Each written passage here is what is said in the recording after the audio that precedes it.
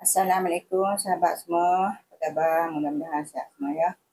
Macam biasa ya, kita berjumpa lagi di channel Masakan Nayana. Okay, saya nak sharekan resipi masak gula lemak ikan bawal ya. Ikan bawal ni campur sayur pucuk pati. Ikan bawal 1 ekor je. Ni bahan-bahannya untuk blender ya. Saya masuk ni bunga kacang. Ni lada besar 5 biji. Campurlah lada merah dengan lada hijau ya. Beras 1 batang, masukkan sedikit belacan. Ni bawang merah 5 biji, bawang putih 2 biji, halia. Halia ni kulit hidup 1 inci je. Lupa je masak. Ni kita blender. Lada besar ni, lada besar 5 biji. Bawang merah 5 biji, bawang putih 2 biji. Kulit hidup 1 inci. Ni masuk ke belacan. Bismillahirrahmanirrahim. Ni kita masak yang bahagian blender tadi ya.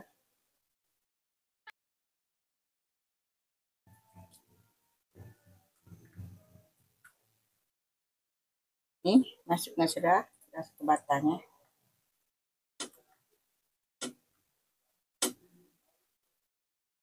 Okey, kita boleh masuk santan ya.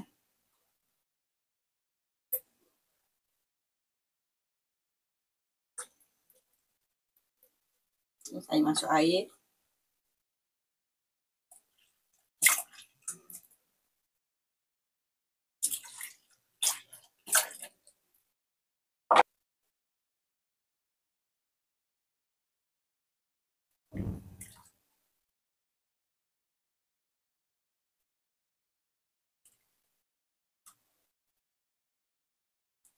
Masukkan sedikit asam jawa ya.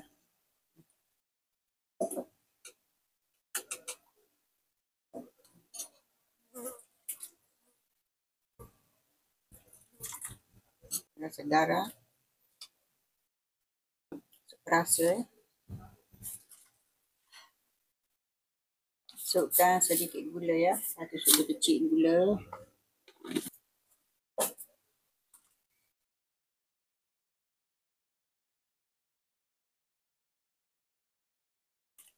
Saya masukkan bunga kacang ya. 1 potong bunga kacang.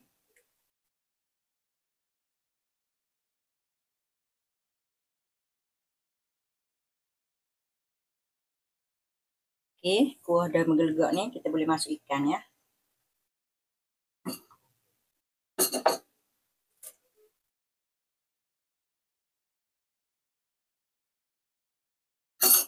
Ikan 1 ekor je.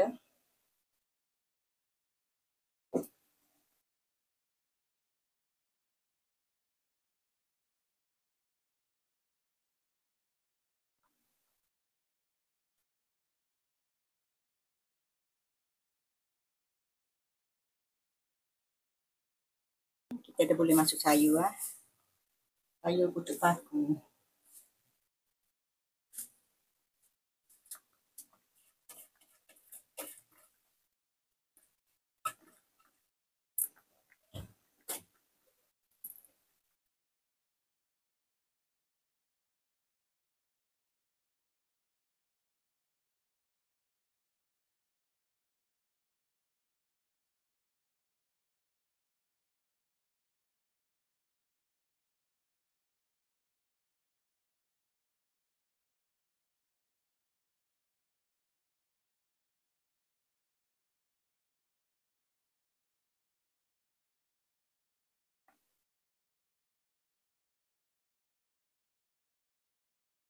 Alhamdulillah dah siap ya resipi ikan bawal masak gula lemak.